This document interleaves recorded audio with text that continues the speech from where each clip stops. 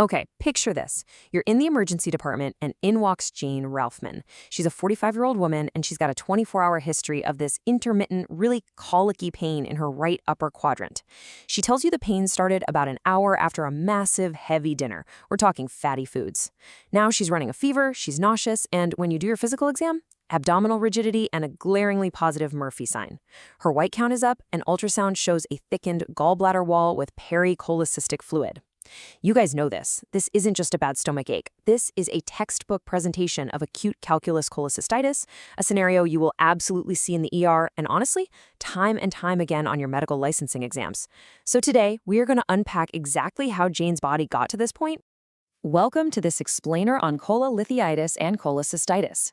We're going to trace the fascinating and sometimes incredibly dangerous journey from the silent formation of a microscopic crystal all the way to life-threatening acute inflammation.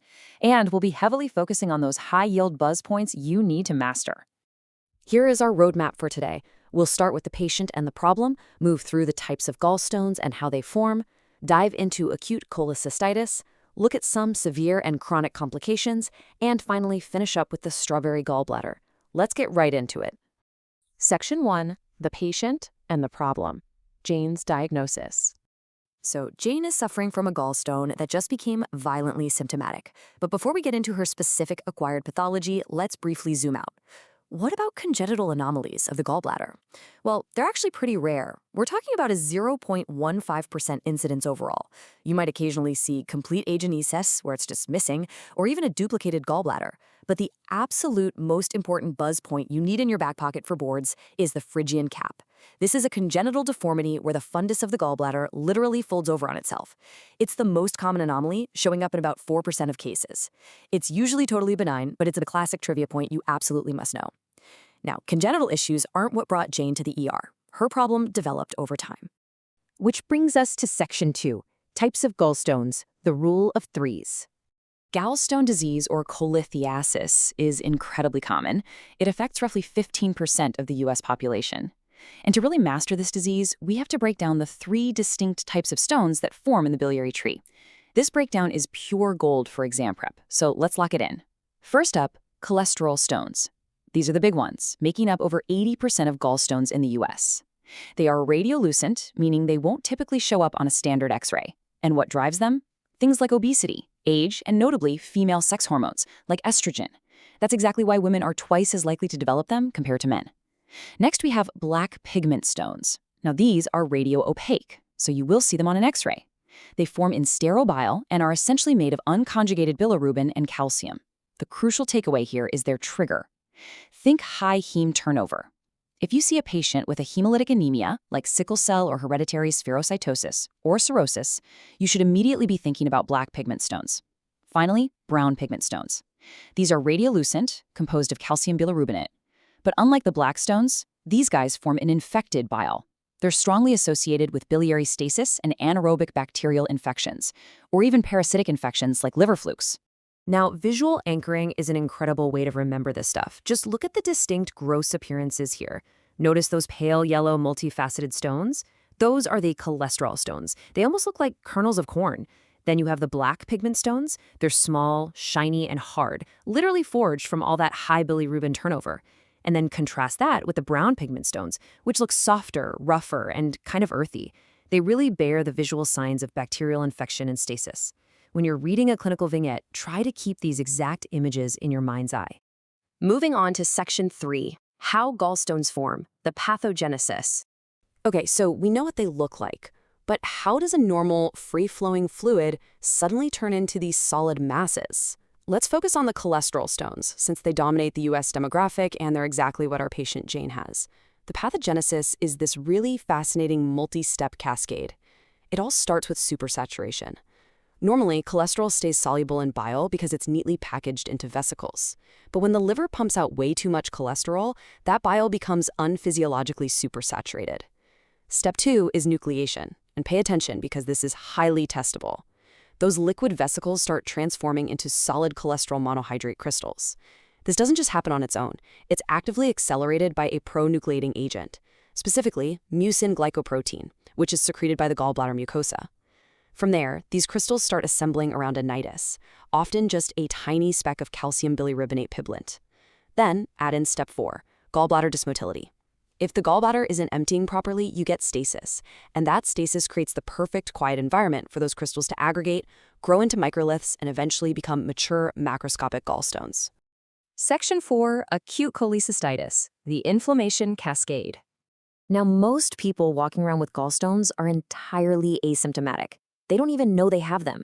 But when a stone does act up, you usually get biliary colic, a dull, aching pain after eating as the gallbladder squeezes against the stone. But what happens when that stone doesn't just bump the exit, but gets completely wedged in there? When a stone gets impacted in the cystic duct and refuses to budge, you progress to acute cholecystitis. And that brings us to one of the most famous physical exam findings in all of medicine, the Murphy sign. You press right under the liver edge, you ask the patient to take a deep breath, that pushes the inflamed gallbladder right down into your fingers, and bam, the patient suddenly stops breathing because the pain is so intense. And by the way, that intense pain, it's driven by the release of the inflammatory mediator prostaglandin E2. If a question stem mentions a positive Murphy sign, your brain needs to immediately scream acute cholecystitis. Let's look at exactly why that gallbladder is so incredibly angry and inflamed. Mechanistically, that impacted stone in the cystic duct causes a mechanical obstruction. Pressure builds up, stretching the gallbladder wall tighter and tighter until it literally becomes ischemic. But it's not just physical stretching. There's a chemical attack happening too. Trauma to the wall triggers the release of phospholipase A. This enzyme converts lecithin, which is naturally in the bile, into lysolecithin. And lysolecithin is massively toxic to the mucosa. So you have this brutal combination of ischemia and chemical toxicity, and that leads directly to the severe inflammation you see on the histology here. Notice how the mucosa is completely ulcerated and just packed with infiltrating neutrophils. Interestingly, this entire process usually starts out completely sterile, though bacteria like E. coli can definitely swoop in and secondarily infect it later. Now, this brings us to a vital distinction you absolutely have to master. Calculus versus acalculous cholecystitis. Acute calculous cholecystitis, or ACC, is what Jane has. It makes up about 90% of cases, it's driven by a stone, and it has a relatively low mortality rate of around 3%. But then, there's acute acalculous cholecystitis, or AAC. This is the other 10%, and it is sneaky, because it happens without any stones at all. You'll typically see this in critically ill patients in the ICU. Think severe trauma, sepsis, or major burns. The pathogenesis here is totally different. It's driven by systemic hypoperfusion that causes profound gallbladder ischemia, and it is so much more dangerous. It carries a massive 30% mortality rate, because honestly, by the time someone finally diagnoses it in a patient who's already intubated and critically ill, gangrene or perforation has often already set in. Oh, and one quick high-yield side note while we're here. Keep an eye out for emphysematous cholecystitis. That's an infection by gas-forming organisms like Clostridium welchii. You usually see it in older diabetic patients, and it classically presents with crepitus in the abdominal wall. Section 5. Severe and chronic complications. We've covered the acute inflammation, but what happens when gallstone disease is left untreated and goes chronic? Understanding this leads us to a fascinating and highly testable complication called gallstone ileus. Now, the name here is actually a bit of a misnomer because it's not a paralytic ileus at all. It's a true mechanical obstruction. Here's the sequence of events. A massive gallstone puts so much prolonged, relentless pressure on the gallbladder wall that it actually causes necrosis. The gallbladder essentially fuses with the adjacent duodenum, creating a cholecystoenteric fistula. That giant stone drops right through the fistula into the GI tract, travels all the way down the small intestine, and eventually gets wedged at the narrowest point, the ileocecal valve. So you end up with a severe bowel obstruction that miraculously happens completely outside the biliary tree. Another major complication comes from chronic cholecystitis itself. We're talking repeated bouts of mild inflammation over years, which eventually leads to a thick, fibrotic wall. The absolute end stage of this chronic inflammation is what we call a porcelain gallbladder. If you get an X-ray or a CT scan, you will literally see this distinct, curvilinear, rim-like calcification outlining the gallbladder wall. And why do we care so much about this? Because a porcelain gallbladder is a massive red flag. It carries a 5 to 22% increased risk for the development of gallbladder carcinoma. If you see rim-like calcifications on a board exam image, your mind needs to jump straight to cancer risk. Section 6. The strawberry gallbladder. Okay, we've talked about a lot of intense, dangerous pathologies today, so let's wrap up with one that is visually striking, but thankfully totally benign. Look at the visceral impact of this gross pathology. You see these bright yellow flecks just standing out so sharply against that dark green bile-stained mucosa. It genuinely looks exactly like the tiny seeds on the outside of a strawberry. This condition is called cholelithiasis. When you look at the histology, the explanation is beautifully simple.